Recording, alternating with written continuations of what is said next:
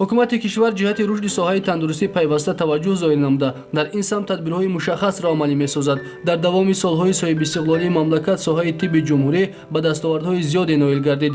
Имрӯз бо истифода аз имкониятҳои мавҷуда бемориҳои гуногунро дар дохили кишвар метавон табобат кард. Маркази ҷумҳуриявии барқарорсозии саломатии кӯдакон аз ҷумлаи он дастовардҳоест ки таи солҳои соҳибистиқлолии кишвар мо ба он муяссар шудем. Ин марказ кӯдакони дорои имконияташон маҳдуд ва мубталои бемориҳои модарзодро ҳамчунин дигар навъҳои бемории ирсии кӯдаконро мавриди табобат қарор медиҳад. маркази ҷумҳуриявии барқарорсозии солимии кӯдакон аз соли 2009 инҷониб фаъолият дорад. фаъолияти худро марказ пас аз ташриф ва дуои неки ҷаноби олии муҳтарам эмомалироҳмон шурӯъ намудааст ва дар ин муддат аллакай аз тамоми гӯшаву канори ҷумҳурӣ зиёда аз 4500 кӯдак дар марказ бистарӣ гарда саломатии худро барқарор намудаанд. тамоми шароитҳои фароғатию маишӣ дар марказ муҳайё ҳастанд. сол ба сол шумораи бистаришудагонро ба инобат гирифта хушбахтона бо мусоидати ҳукумати ҷумҳурии Тоҷикистон дар моҳи апрели соли 2013 созишномаи сетарафа байни вазорати тандурустӣ, ассотсиатсияи кӯмак ба дастгирии ҷопон ва марказ баста шуд, ки дар натиҷа як бинои фарсуда таъмиру таҷдид гарда бо тамоми лавозимотҳои тиббию барқарорсозӣ таъмин гарда барои 30 кат дари худро барои кӯдакони имкониятшон маҳдуд боз намуд. ба саҳни марказ даромадан замон шахсро аз замонавӣ будани бино ва тозагии муҳит як эҳсоси хурсандӣ фаро мегирад. ин аз як тараф таваҷҷӯҳ ва ғамхориҳои ҳукумати мамлакатро ба насли наврас возеҳ созад, аз тарафи дигар гувоҳи он аст ки масъулини табобатхона барои беҳдошти марказ ва тозагии атроф сидқан ва холисона фаъолият менамоянд. шароитҳое ки дар марказ ҳаст бовар кунед дар хонаҳо нест. тамоми шароитҳо муҳайё аст, на танҳо дар маркази мо, дар тамоми марказҳое ки кӯдакони имкониятшон маҳдуд сару кор доранд, табобат мегиранд, ҳамин хел шароитҳо муҳайё аст ва муносибати табибона, муносибати кормандони тиб ҳам ба ин кӯдакон ғамхорона, некбинона, некрафторона аст. мо табибон тамоми саъи кӯшишамонро ба роҳи иҷрои дастури супоришҳои ҷаноби олии муҳтарами эмомалироҳмон равона месозем. шароитҳои ҳай беморхона хуб аст, ҳама тарафа гарм, ҳамшираҳо, табибон шу муомила мекунанд ки тимон табобаташонам ҳай нағз ҳамаш. ташаккур ба ҷаноби олӣ ба кӯдакони мо ҳамин хел шароитҳоро муҳайё кардем. дар даромадгоҳи бино манзараҳои зебое таҷассум шуданд, ки барои кӯдакони маъюб аввалин эҳсоси хурсандиро бармеангезанд. тавре ки аз наворҳо мушоҳида мекунед, аз тарафи ҳукумати мамлакат марказ бо тамоми таҷҳизот таъмин гардидааст. дар маркази ҷумҳуриявии барқарорсозии саломатии кӯдакон аз шаҳру ноҳияҳои дуру наздик кӯдакон ба табобат фаро гирифта шуданд. ин марказ аз ҳуҷраҳои гуногун иборат буда, ҳар кадоми он самти табобати худро дорад.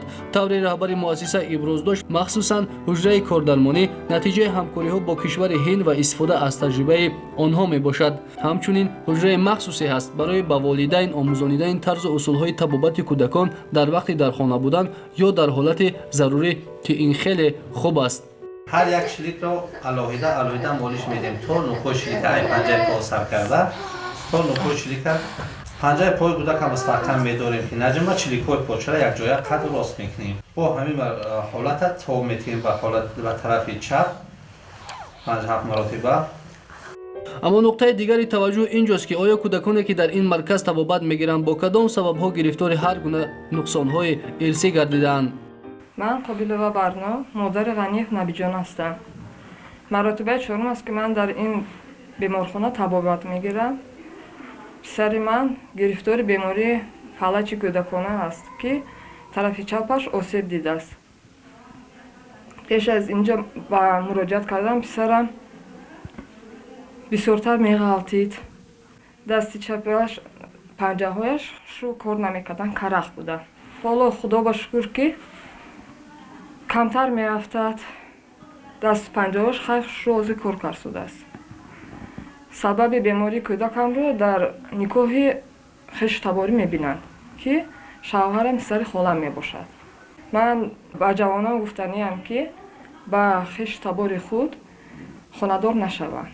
агар ки дар соли 2013 агар дар марказ 900 кӯдак бистарӣ шуда бошад, пас дар соли 2014 1200 кӯдак бистарӣ гардид ва تحلیل ها نشان میدهند که از 1200 کودکی که بستری گردید 1160 نفرش این کودکان با آریزه های سیستم عصب بودند که از آنها 361 نفرشان از نیکوی خشتباری بودند که زیاده از 26% بیماران را تشکیل میدهد. امروز در مرکز 61 بیمار بستری است که 30 نفر آنها دارای معیوبیت هستند و از این 30 نفر 11 نفرشان از نیکوی خشتباری هستند. این هم زیاده از 33% نشانداد را در بر میگیرد که این بهت تشویش آور است و سال 2015 اعلان شدن سال عائله از طرف جناب عالی محترم امال رحمان این یک غمخواری رهبریت حکومت جمهوری نسبت سالمی آینده ملت می باشد و من نمودن نیکای خشتباری اینچنین از معاینه طبی پیشکی گذاشتن جوانان خانه‌دار شوندگان فکر میکنم که این مساعدت میکند با خوشبختی عائله ها با کم شدن کودکان امکانیتشان محدود یا چخیلی میگیم کودکان معیوب. من 5 فرزند دارم و 4 فرزندم سالمانه. من پنجمگی فرزندم هم خیلی معیوب شد. در حقیقت در ما بود که وقتی که ما صحبت گذاردیم مادر گفت که چی بنا کودک همسایه من نیکای خشتباری دارد لیکن کودکاشان سالم است، لیکن از نقطه نظر طب این در حقیقت جای دارد. شاید که فرزندا سالم باشند لیکن فرزنداشان احتمالیت با نقصان مادرزادی تولد شدن کودکانشان بسیار است.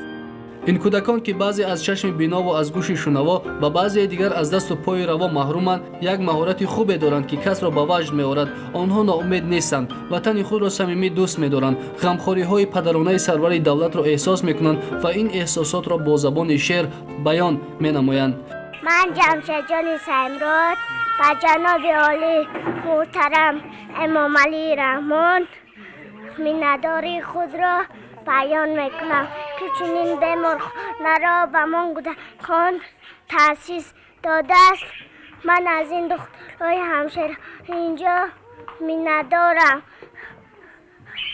که ما را دستگیری کنند و گفتنی دارم با جناب عالی سرور تاجیکستان امام علی رحمان غمخوار خرد و کلان. سلامت باش بابا جان. ای جانی جانی من جانم فدای تو، ای عشق ای وطن جانم فدای تو، ای رشی رشگی سوزی همیشگی، ای مهر به سخن جانم فدای تو. خاکم کنی اگر پاکم کنی دیگر، به گور به کفن جانم فدای تو. خدایا از تو میخواهم که بر دردم دوا بخشی، کنی لطف و بر جانم از این لطفت صفا بخشید. به امید شفایابی دو دستم بر هوا بادا، فقط رویم به سوی تو، فقط کارم دعا بادا. دل از اشکی شب و روزم گرفته ای خدای من، تو که بخشنده بفرست ز درگاهت شفای من. امام علی رحمان سرور کشورم، تو جان بلبل گویا در کشور تاجیکان، زیب شهر هستی سخنگ بامه هستی، شخص با وجدان هستی، تو مردان هستی. امام علی رحمان علی خونم، رحمت به دل جان، رحمت به دل جان. ما رو برو با هری بس میکردیم به هردی، فخر را که شناختیم نیت رقون را ساختیم، رقون چراغ خانه آباد کنم مکانه، برابر باناموش میمانه جاویدانه. این طفلگان معصوم و دوسرو ولی در عین زمان مجروح چه گناه دارند که با سبب کوتاه اندیشی بعضی از کلانسالان روزگار دیده و چندین زینه‌های زندگی را طی کرده با چنین حالت مایوسی و ناامیدی مبتلا شده‌اند. کلانسالی و سخنسالاری کردن این نیست که با جرم جهالت خود خویش و تبا را با همدیگر ازدواج داده آینده آنها را با سبب به دنیا آمدن کودکان روحن و جسمان ناقص و ناسالم талху шур намоем ва ҳатто ду ҷавонеро ки бо сад ормон ба васлат мерасанд билохира аз ҳам ҷудо созем. калонсоливу сухансолорӣ кардан ин аст ки аз ақлу тадбири мо оилаҳо хушбахт шаванду умри бо саодат дошта бошанд ва дар ҳалқаи тифлакони солиму дустрӯи худ шодона зиндагӣ намоянд.